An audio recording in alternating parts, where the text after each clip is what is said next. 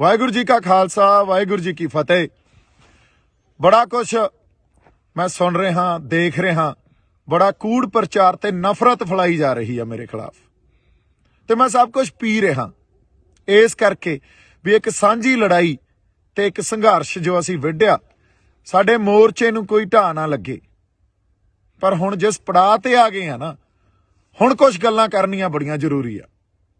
पहली गल तां इह 26 तरीक तो पहलां जिहड़ी रात सी, उस रात नूं साडे नौजवानां ने ते होर बई कई बंदियां ने स्टेज ते जाके आपदा रोस प्रगट किया। किसान आगूआं कोले इह गल कही भी तुसीं सानूं इत्थे 26 तरीक दा दिल्ली अंदर परेड करन वास्ते सद्दा दिता सी। बार-बार स्टेजां तो बड़ियां वड्डियां गल्लां, बड़े वड्डे ऐलान कीते सी, ते हुण जदों असीं इत्थे आ गए आ लास्ट मोमेंट ते तुसीं ओह रूट जो सरकार ने फाइनल किया उत्थे सानूं लिजाण नूं या उत्थे जाण नूं कह रहे हो, सो ये सानूं मंजूर नहीं आ।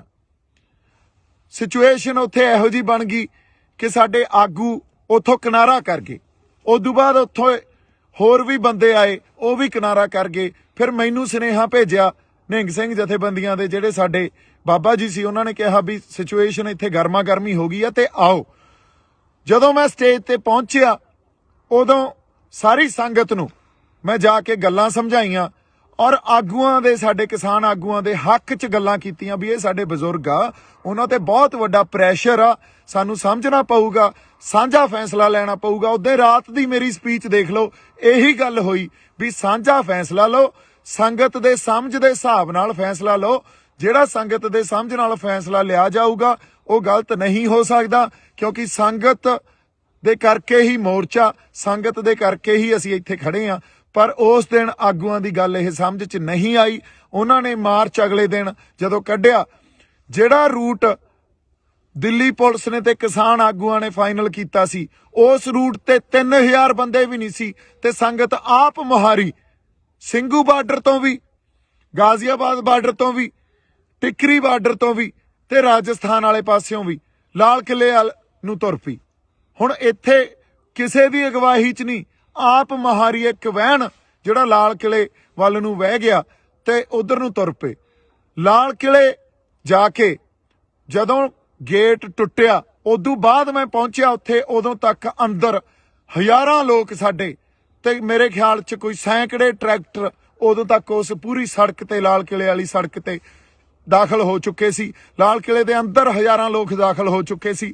मैं उस पूरी सड़क ते भज के गया अंदर जाके जदों देखिया उत्थे साडा कोई किसान आगू नहीं, कोई होर इहो जिहा बंदा नहीं जिन्हां ने बड़ियां गर्म गल्लां स्टेजां तो ते होर लाइव हो के कीतियां भी असीं तां दिल्ली दे अंदर दिल्ली दी जिहड़ा धौण ते गोडा रखांगे, बड़ा कुछ कहा गया। पर उत्थे मौके ते कोई नहीं।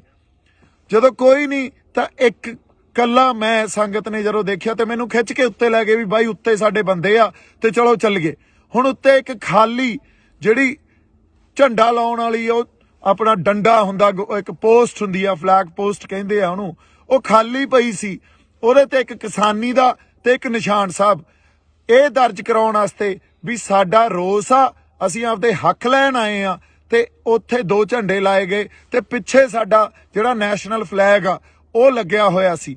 ਇਹ ਗੱਲ ਜਦੋਂ ਅਸੀਂ ਸਮਝਦੇ ਆ, ਅੱਛਾ ਕਿਸੇ ਦੇ ਮਨ 'ਚ ਕੋਈ ਡਰ ਨਹੀਂ, ਕੋਈ ਭੈ ਨਹੀਂ, ਕਿਉਂ? ਕਿਉਂਕਿ ਕਿਸੇ ਨੇ ਕੋਈ ਗੱਲ ਗਲਤ ਤਾਂ ਕੀਤੀ ਨਹੀਂ, ਨਾ ਉੱਥੇ ਕੋਈ ਹਿੰਸਾ ਕੀਤੀ, ਨਾ ਕਿਸੇ पब्लिक प्रॉपर्टी नूं असीं डिस्ट्रॉय कीता या उन्हां नुकसान पहुंचाया, ना किसी बंदे नूं असीं मारिया कुट्टिया, ना साडे बंदे ते कोई इहो जी गल होई भी कोई फट्टड़ हो गया होवे या साडे बंदे ते कोई किसी ने डंडे चलाए। हुण बड़ा जाबते च रह के असीं सारियां गल्लां कीतियां, कोई भै नहीं, जाहो जलाल भी देखो असीं आपदा रोस आपदे हक लैण आए आ ते सरकार नूं दिखा रहे आ भी अज साडे हक सानूं दित्ते जाण। इन्हां गल्लां ते गौर कीता जावे, क्योंकि पिछले 6 महीनों तो जिस तरह का जो सरकार ने आपदा रवैया साडे तरफ दिखाया वो बहुत ही आपां कह लईए भी चंगा नहीं आ।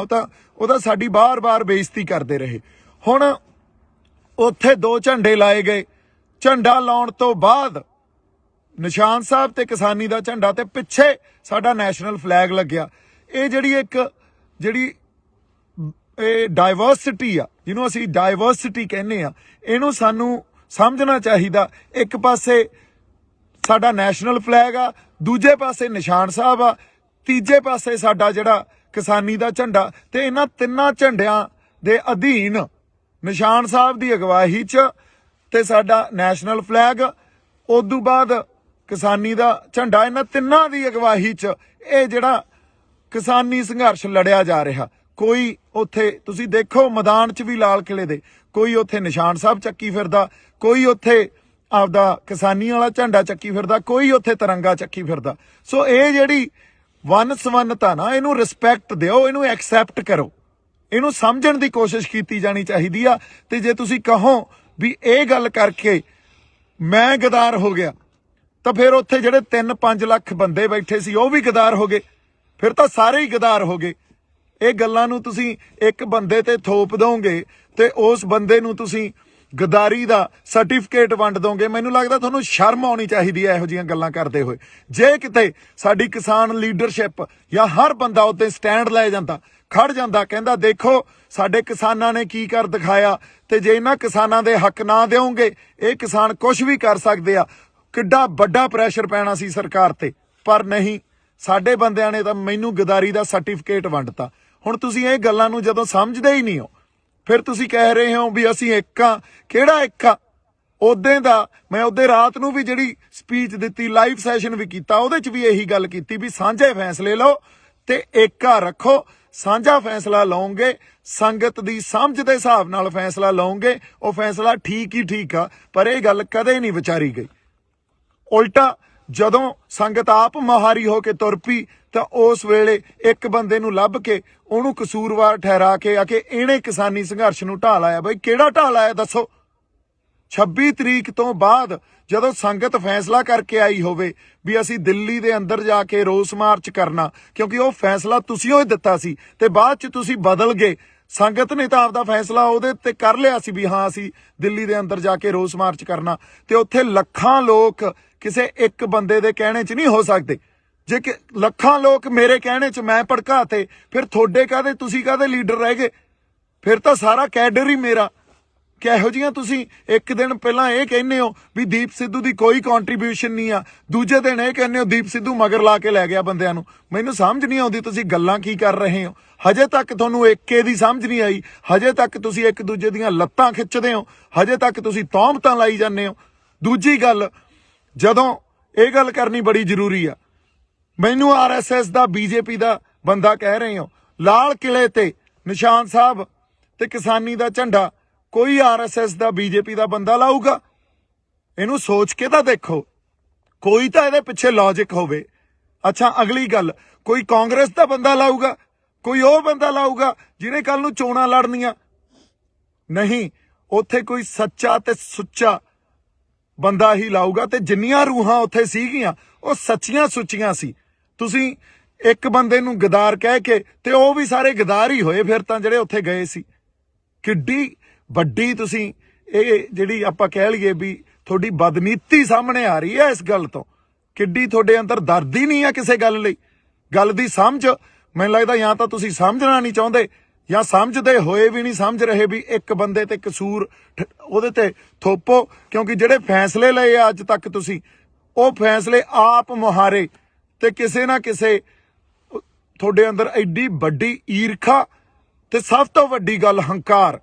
ਇੰਨੇ ਹੰਕਾਰੇ ਫਿਰਦੇ ਹੋ ਵੀ ਕਿਸੇ ਦੀ ਗੱਲ ਹੀ ਨਹੀਂ ਸੁਣਦੇ। ਜੋ ਫੈਸਲਾ ਅਸੀਂ ਕਰਤਾ ਉਹੀ ਮੰਨਣਾ ਪਊਗਾ। ਆਹ ਭਾਸ਼ਾ ਤੁਹਾਡੀ। ਹੁਣ ਤੁਸੀਂ ਦੇਖੋ, ਇਹ ਭਾਸ਼ਾ ਨਾਲ, ਇਹ ਤਾਂ ਸਰਕਾਰ ਦੀ ਭਾਸ਼ਾ ਹੁੰਦੀ ਆ, ਫਿਰ ਤੁਹਾਡੇ ਤੇ ਸਰਕਾਰ 'ਚ ਤਾਂ ਕੋਈ ਫਰਕ ਹੀ ਨਹੀਂ ਰਹਿ ਗਿਆ। ਇਹੀ ਗੱਲਾਂ ਸਰਕਾਰ ਕਰਦੀ ਆ, ਇਹੀ ਤੁਸੀਂ ਕਰੀ ਜਾਂਦੇ ਹੋ। ਜੇ ਐਂ ਚੱਲਦਾ ਰਿਹਾ ਤਾਂ ਕੋਈ ਵੀ ਨੌਜਵਾਨ ਬੰਦਾ ਕੱਲ ਨੂੰ ਉੱਠ ਕੇ ਆਪਦੇ ਲੋਕਾਂ ਲਈ ਜਜ਼ਬਾਤਾਂ ਦੇ ਆਧਾਰ ਤੇ ਨਹੀਂ ਲੜੂਗਾ। ਕੋਈ ਨਹੀਂ ਆਊਗਾ। ਤੁਸੀਂ ਤਾਂ ਅਗਲੇ ਨੂੰ ਖੁੱਡੇ ਲੈਣ ਵਾੜ ਦਿੰਦੇ ਹੋ, ਤੁਸੀਂ ਤਾਂ ਗਦਾਰੀ ਦਾ ਸਰਟੀਫਿਕੇਟ ਵੰਡ ਦਿੰਦੇ ਹੋ। ਫਿਰ ਕਿਹਨੇ ਲੜਨਾ ਆ ਕੇ? ਫਿਰ ਸਾਰਾ ਸਿਸਟਮ ਜੋ ਸਰਕਾਰਾਂ ਚਲਾਉਂਦੀਆਂ ਉਵੇਂ ਹੀ ਚੱਲੂਗਾ, ਤੇ ਜਾਂ ਤੁਹਾਡੇ ਹੱਥਾਂ 'ਚ ਆ ਜਾਂਦਾ ਤੁਸੀਂ ਚਲਾਉਣੇ ਉਵੇਂ ਹੀ ਚੱਲੂਗਾ। ਇੱਥੇ ਤਾਂ ਪਰਿਵਾਰਵਾਦ ਹੀ ਰਹੂ, ਜਾਂ ਜਿਹੜੇ ਲੀਡਰ ਬਣਦੇ ਆ, ਜਿਹੜੇ ਬਣੇ ਹੋਏ ਆਲਰੇਡੀ, ਉਹਨਾਂ ਦੇ ਗਾਂ ਬੱਚੇ ਲੀਡਰ ਬਣ ਜਾਂਦੇ ਆ। ਇੱਥੋਂ ਕੋਈ ਸਾਡੇ ਵਰਗਿਆਂ 'ਚ ਉੱਠ ਕੇ ਤਾਂ ਆਖੇ ਅਸੀਂ ਲੀਡਰ ਬਣ ਤਾਂ ਆਏ ਵੀ ਨਹੀਂ, ਪਰ ਸੱਚੀਆਂ ਤੇ ਸੁੱਚੀਆਂ ਗੱਲਾਂ ਵੀ ਨਹੀਂ ਕਰ ਸਕਦੇ। ਤੁਸੀਂ ਇਹ ਗੱਲ ਨੂੰ ਸਟੈਂਡ ਤਾਂ ਕੀ ਲੈਣਾ ਸੀ? ਜੋ ਉਦੋਂ ਸਾਡੀ ਸੰਗਤ ਨੇ ਕਰ ਦਿਖਾਇਆ। ਉਲਟਾ ਤੁਸੀਂ ਇੱਕ ਬੰਦੇ ਨੂੰ ਲੱਭ ਕੇ ਉਹਦੇ ਉਲਟ ਹੋ ਗਏ, ਉਹਦੇ ਤੇ ਸਭ ਕੁਝ ਮੜਤਾ ਤੇ ਉਹਨੂੰ ਗਦਾਰ ਕਹਿਤਾ। ਉਹ ਭਲੇ ਲੋਕੋ, ਤੁਹਾਨੂੰ ਉਸ ਦਿਨ ਨੂੰ ਸੈਲੀਬ੍ਰੇਟ ਕਰਨਾ ਚਾਹੀਦਾ ਸੀ। ਜੇ 26 ਨਵੰਬਰ ਨੂੰ ਅਸੀਂ ਜਦੋਂ ਬੈਰੀਕੇਡ ਭੰਨੇ ਸੀ ਸ਼ੰਭੂ ਬਾਰਡਰ ਤੋਂ ਚੱਲ ਕੇ, ਉਦੋਂ ਸਰਕਾਰ ਜਗਾਈ ਸੀ ਨਾ, ਤਾਂ 26 ਜਨਵਰੀ ਨੂੰ ਵੀ ਅਸੀਂ ਸਰਕਾਰ ਜਗਾਈ ਸੀ। ਅੰਨੀ ਤੇ ਬੋਲੀਆਂ ਸਰਕਾਰਾਂ ਨੂੰ ਤੇ ਉਹ ਸਾਰੀਆਂ ਨੈਸ਼ਨਲ ਜਿਹੜੀਆਂ ਸਾਡੀਆਂ ਪੋਲੀਟੀਕਲ ਪਾਰਟੀ ਆ ਜਾਂ ਪੋਲੀਟੀਕਲ ਕਲਾਸ ਸਾਰੀ ਜਿਹੜੀ ਬੈਠੀ ਆ, ਉਹਨਾਂ ਦੇ ਅੱਖਾਂ ਤੇ ਕੰਨ ਖੋਲੇ ਸੀ ਅਸੀਂ ਉੱਤੇ। ਤੁਹਾਨੂੰ ਇਹਨਾਂ ਗੱਲਾਂ ਦੀ ਸਮਝ ਹੀ ਨਹੀਂ ਆ। ਤੁਹਾਨੂੰ ਸਟੈਂਡ ਲੈਣਾ ਚਾਹੀਦਾ ਸੀ। ਦੀਪ ਸਿੱਧੂ ਨੇ ਕਿਸੇ ਮੋਰਚੇ ਨੂੰ ਢਾਹ ਨਹੀਂ ਲਾਈ ਆ। ਦੀਪ ਸਿੱਧੂ ਕਦੇ ਵੀ, ਹੁਣ ਵੀ ਸਿੰਘੂ ਦੇ ਕੋਲੇ ਹੀ ਖੜੇ ਆ, ਹਜੇ ਵੀ ਨਹੀਂ ਭੱਜੇ। ਤੁਸੀਂ ਇੱਕ ਹੋਰ ਗੱਲ ਕੀਤੀ ਆ ਕਿ ਦੀਪ ਸਿੱਧੂ ਮੋਟਰਸਾਈਕਲ ਲੈ ਕੇ ਭੱਜ ਗਿਆ। ਮੈਂ ਟਰੈਕਟਰ ਤੇ ਬੈਠ ਕੇ ਉੱਥੋਂ ਲਾਈਵ ਕੀਤਾ। ਉਦੋਂ ਬਾਅਦ ਕੁਝ ਬੰਦੇ ਜਿਹੜੇ ਯੂਨੀਅਨ ਦੇ ਬੰਦੇ ਸੀ, ਫਿਰ ਕਿਸਾਨ ਯੂਨੀਅਨ ਦੇ, ਉਹਨਾਂ ਨੇ ਆ ਕੇ ਇਹ ਕਿਹਾ ਵੀ ਇਸ ਬੰਦੇ ਨੇ ਸਾਰੀ ਹਿੰਸਾ ਕੀਤੀ ਆ। ਕਿਹੜੀ ਹਿੰਸਾ ਕੀਤੀ ਆ? ਕੋਈ ਬੰਦਾ ਮਰਿਆ, ਕੋਈ ਫੱਟੜ ਹੋਇਆ? ਲਾਲ ਕਿਲੇ 'ਚ ਅਸੀਂ ਕਿਸੇ ਪ੍ਰਾਪਰਟੀ ਨੂੰ ਨੁਕਸਾਨ ਪਹੁੰਚਾਇਆ ਜਾਂ ਕਿਸੇ ਉੱਥੇ ਜਿਹੜੇ ਸਾਡੀ ਪੁਲਿਸ ਸੀ, ਜਿਹੜੀ ਦਿੱਲੀ ਪੁਲਿਸ ਸੀ, ਉਹਨੂੰ ਨੁਕਸਾਨ ਪਹੁੰਚਾਇਆ? ਉਲਟਾ ਪੁਲਿਸ ਦੇ ਨਾਲ ਲੱਗ ਕੇ ਜਦੋਂ ਝੰਡੇ ਉੱਤੇ ਵਿਰੋਧ ਅਸੀਂ ਕਰਨ ਲਈ ਲਾਤੇ, ਉਹ ਪੁਲਿਸ ਦੇ ਨਾਲ, ਉਹ ਪੁਲਿਸ ਵਾਲੇ ਸਾਨੂੰ ਆ ਕੇ ਕਹਿੰਦੇ ਯਾਰ ਤੁਹਾਡੇ ਵਰਗੇ ਬੰਦੇ ਨਹੀਂ ਦੇਖੇ, ਕਿਸੇ ਨੇ ਕੁਛ ਨੁਕਸਾਨ ਨਹੀਂ ਪਹੁੰਚਾਇਆ। ਤੇ ਪੁਲਿਸ ਨੇ ਨਾਲ ਲੱਗ ਕੇ ਇਹ ਕਿਹਾ ਵੀ ਚਲੋ ਠੀਕ ਆ, ਤੁਸੀਂ ਜੋ ਕਰਨਾ ਕਰ ਲਓ ਤੇ ਉਦੋਂ ਬਾਅਦ ਪਲੀਜ਼ ਇੱਥੋਂ ਚਲੇ ਜਾਇਓ। ਹੁਣ ਅਗਲੀ ਗੱਲ, ਮੋਟਰਸਾਈਕਲ ਲੈ ਕੇ ਭੱਜਿਆ। ਉਹ ਜਦੋਂ ਮੈਂ ਲਾਈਵ ਕੀਤਾ ਟਰੈਕਟਰ ਤੇ ਬਹਿ ਕੇ, ਕੁਝ ਬੰਦੇ ਕਿਸੇ ਖਾਸ ਕਿਸਾਨ ਯੂਨੀਅਨ ਦੇ ਜਿਹੜੇ ਸੀਗੇ, ਉਹਨਾਂ ਨੇ ਇਹ ਗੱਲ ਕਹੀ ਵੀ ਇਸ ਬੰਦੇ ਨੇ ਹਿੰਸਾ। ਕਿਹੜੀ ਹਿੰਸਾ ਭੜਕਾਈ ਆ? ਦੱਸੋ ਤਾਂ ਸਹੀ। ਕੋਈ ਬੰਦਾ ਮਰਿਆ ਹੋਵੇ, ਕਿਸੇ ਦੀਆਂ ਲੱਤਾਂ ਟੁੱਟੀਆਂ ਹੋਣ, ਕਿਸੇ ਦੇ ਮੋਢੇ, ਕਿਸੇ ਦੀਆਂ ਬਾਹਾਂ ਟੁੱਟੀਆਂ ਹੋਣ ਯਾਰ। ਸੋ ਐਨੀਵੇਜ਼ ਉਹਨਾਂ ਨੇ ਇਹ ਗੱਲ ਕੀਤੀ। ਹੋਰ 4-5 ਬੰਦੇ ਆ ਗਏ ਤੇ ਸਾਡੇ ਬੰਦਿਆਂ ਨੇ ਜਿਹੜੇ ਉੱਥੇ, ਕੁਝ ਮੈਨੂੰ ਤਾਂ ਜਾਣਦੇ ਵੀ ਨਹੀਂ, ਮੈਂ ਤਾਂ ਇਕੱਲਾ ਫਿਰਦਾ ਸੀ। ਜਦੋਂ ਲਾਲ ਕਿਲੇ ਤੋਂ ਉਹ ਅਸੀਂ ਦੋਨੇ ਝੰਡੇ ਉੱਤੇ ਲਾ ਕੇ ਥੱਲੇ ਆਏ ਆ, ਲੋਕਾਂ ਨੇ ਹੱਥਾਂ ਤੇ ਚੱਕ ਲਿਆ। ਲੋਕਾਂ ਨੇ ਕਿਹਾ ਬਾਈ ਟਰੈਕਟਰ ਤੇ ਖੜਾ ਹੋ ਕੇ ਬੋਲ ਕੁਛ। ਉੱਥੋਂ ਵੀ ਟਰੈਕਟਰ ਤੇ ਖੜੇ ਹੋ ਕੇ ਮੈਂ ਇਹੀ ਗੱਲ ਕੀਤੀ ਵੀ ਸਾਡੇ ਆਗੂਆਂ ਨੂੰ, ਸਤਿਕਾਰਯੋਗ ਆਗੂਆਂ ਨੂੰ ਬੇਨਤੀ ਆ ਵੀ ਆ ਕੇ ਕੋਈ ਪ੍ਰੋਗਰਾਮ ਦੇਣ।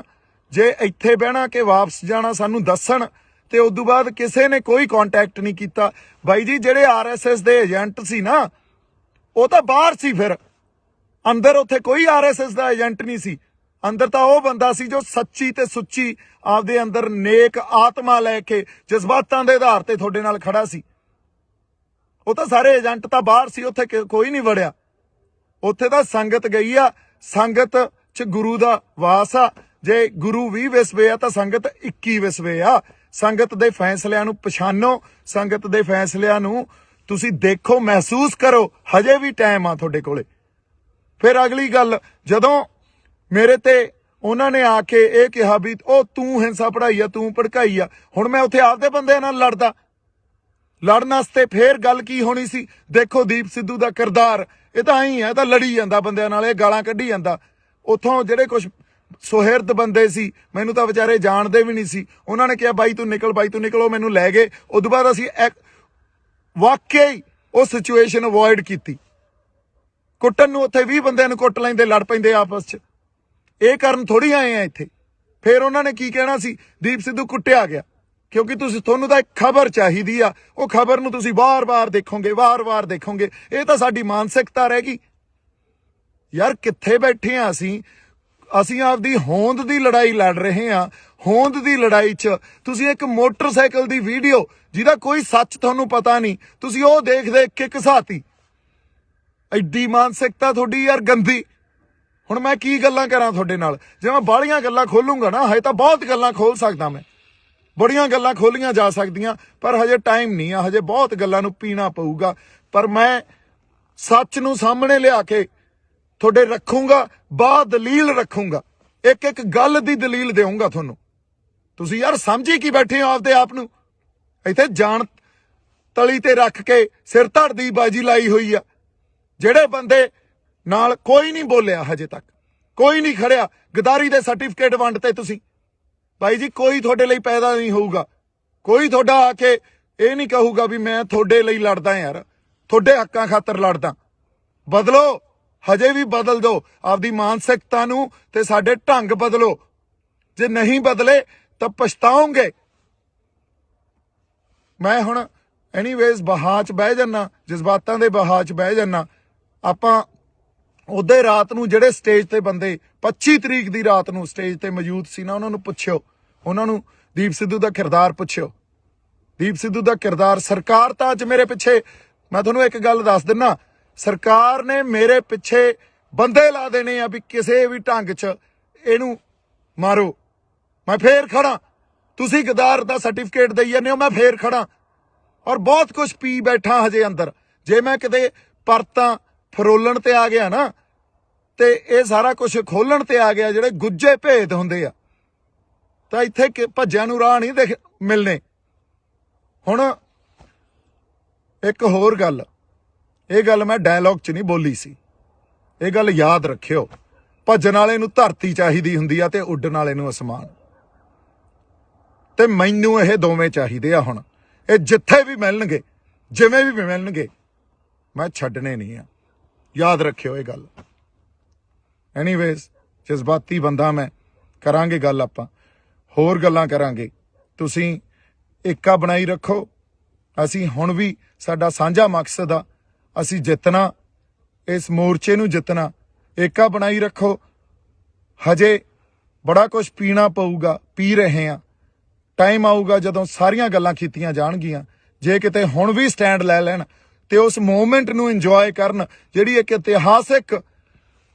ਇਤਿਹਾਸਿਕ ਪਲ ਸੀ ਉਹ, ਜਦੋਂ ਸਾਡੇ ਉੱਥੇ 2 ਨਿਸ਼ਾਨ ਸਾਹਿਬ ਤੇ ਕਿਸਾਨੀ ਦਾ ਝੰਡਾ ਅਸੀਂ ਲਾ ਕੇ ਸਰਕਾਰ ਤੱਕ ਆਪਦੀ ਆਵਾਜ਼ ਸਿੰਬੋਲਿਕਲੀ ਇਹ ਗੱਲ ਦੱਸੀ ਸੀ ਵੀ ਸਾਡੇ ਰੋਸ ਨੂੰ ਤੁਸੀਂ ਦੇਖੋ, ਮਹਿਸੂਸ ਕਰੋ, ਅਸੀਂ ਆਪਦੇ ਹੱਕ ਲੈਣ ਆਏ ਆ।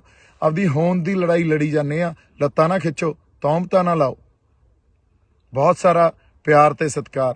ਜਿਉਂਦੇ ਵਸਦੇ ਰਹੋ। ਵਾਹਿਗੁਰੂ ਜੀ ਕਾ ਖਾਲਸਾ, ਵਾਹਿਗੁਰੂ ਜੀ ਕੀ ਫਤਿਹ।